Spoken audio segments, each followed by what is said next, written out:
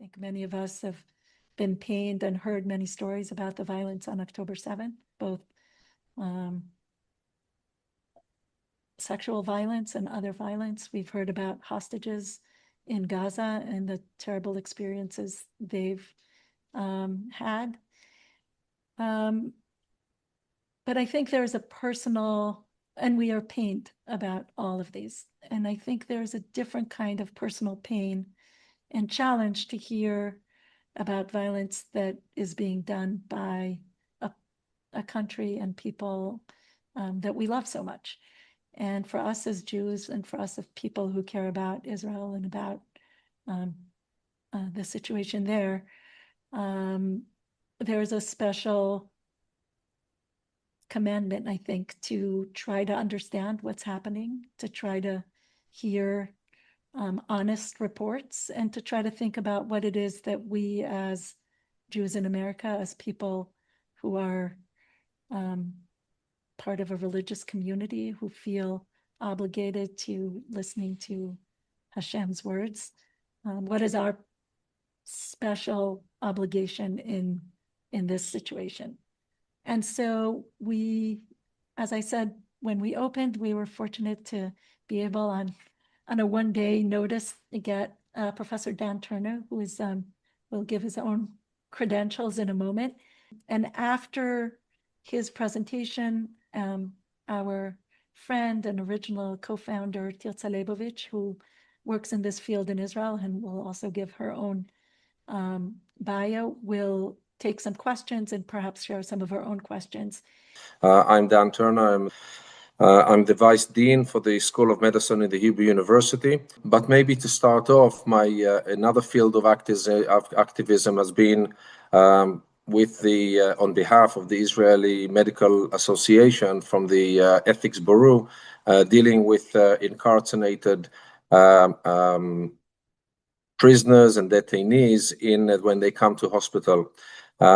We've done that before October 7 for 3 years. I'll share some slides with you, and I see a patient, and that's before October 7, who has 2 broken legs after a major surgery. He is held in the hospital with his 2 hands tied to the bed for days and days, 7 days, 14 days. He cannot roll over, he cannot get out of bed. That's another case of a 19-year-old who has cancer. Cancer is in his bones. He cries, he has a oblique leg and the oblique hand tied to the bed 24/7, and he's crying in bed because of the metastasis in his bone, so painful. And when you come to these, you come to the guards and you tell them, why is this is even against the law in Israel. Because he cannot pose any danger to anyone, and there are 3 guards behind him. They do not even understand the question because they look at these people as less human. I will talk in a second about Friends of Jalin and the Bedouin community in the West Bank, because I think it gives the atmosphere. How can that be?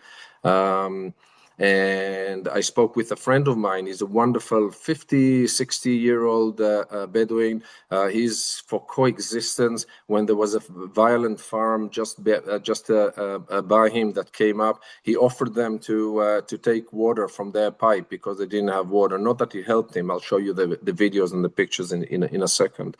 And he was in the wrong time, in the wrong place when he was visiting some friend to take some money that they owed him. And he was in a building that the IDF raided and arrested everyone in the building, and he was 8 days or 7 or 8 days in one of the detaining facilities. And when he got out of prison without any charge, he did nothing. He's a wonderful person.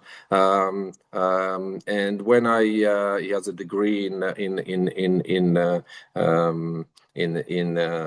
science.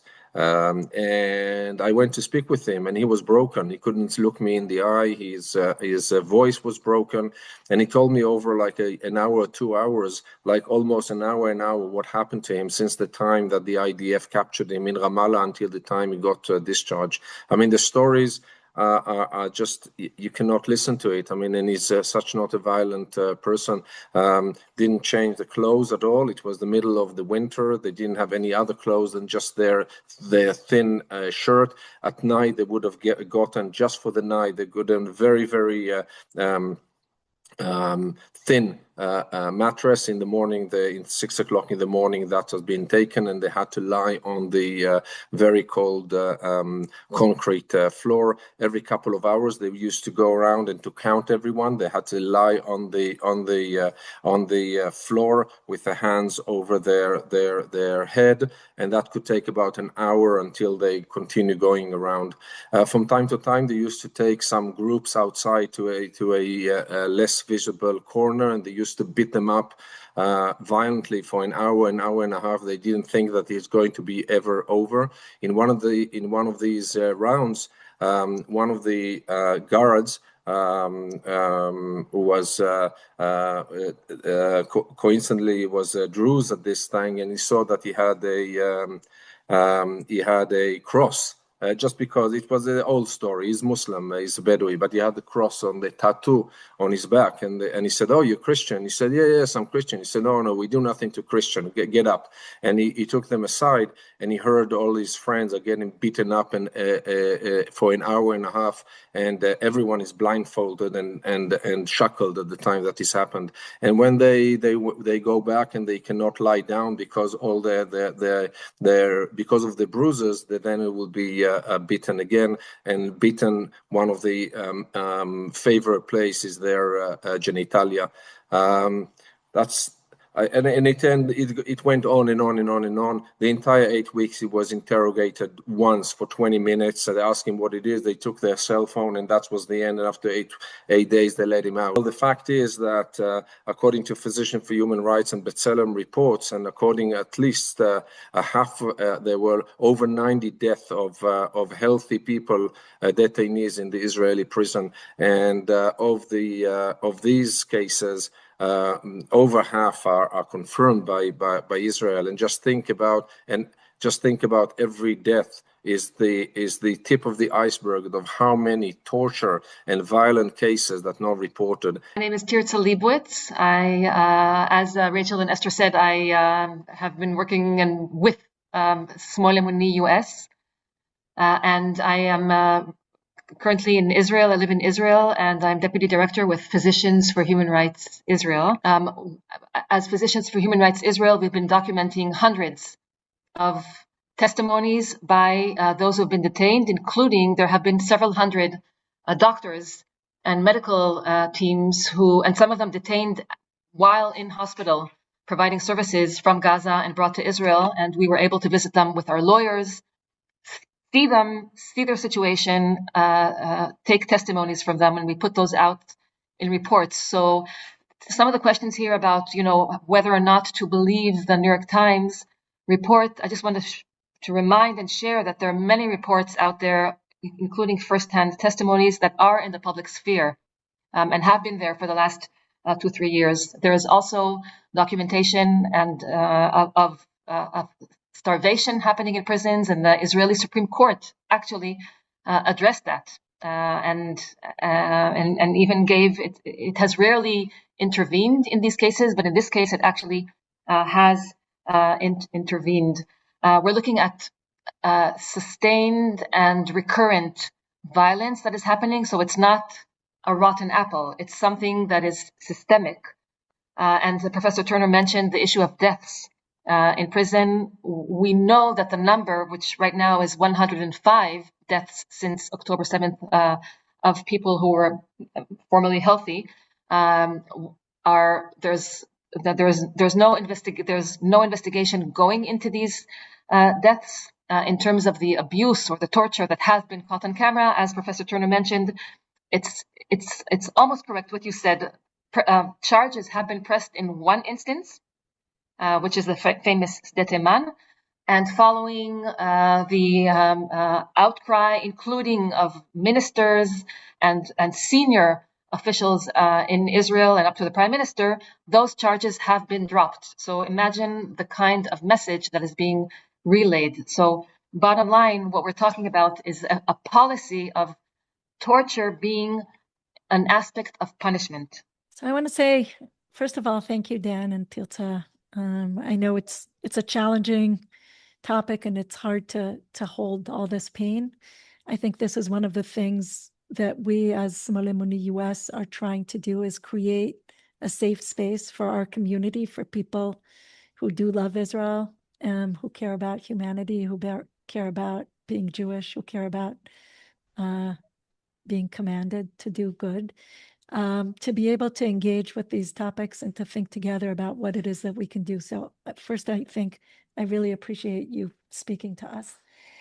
I think there's like a big picture and a little and specific steps. I think the big picture, I think, is what we're trying to do is really open this conversation in our community. And I think there's a lot of power in the American Jewish community being able to speak up bravely about these topics, despite the pain. So I think that is kind of the big picture.